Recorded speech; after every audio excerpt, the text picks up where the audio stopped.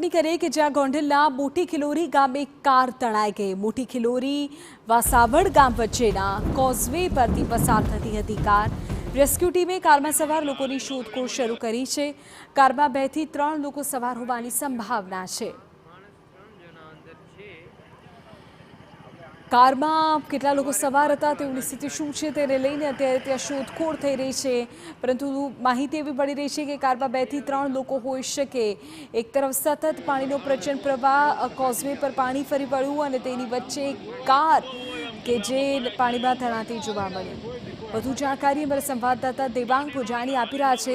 દેવાંગ, શું વિગતો છે? કારમાં સવાર લોકો સંબંધી કોઈ માહિતી પ્રાપ્ત થઈ શકી છે ખરી? વહેલી સવારનો આ બનાવ છે।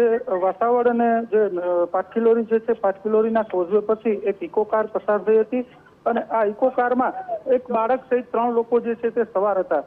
રાદડિયા પરિવાર, જે બાબરા તાલુકાના રામપુર ગામ છે, ત્યાંનો રાદડિયા પરિવારનું કોઈ સદસ્ય હોય તેવું જાણવાનું માલુમ થયું છે। સમગ્ર મામલે અત્યારે વહીવટીતંત્ર દ્વારા જે છે તે રેસ્ક્યુ ટીમ જે છે તેની કામગીરી હાથ ધરવામાં આવી રહી છે। ગોંડલના જે ધારાસભ્ય ગીતાબા છે તે સહિતના જે કાર્યકરો અત્યારે ઘટના સ્થળે છે।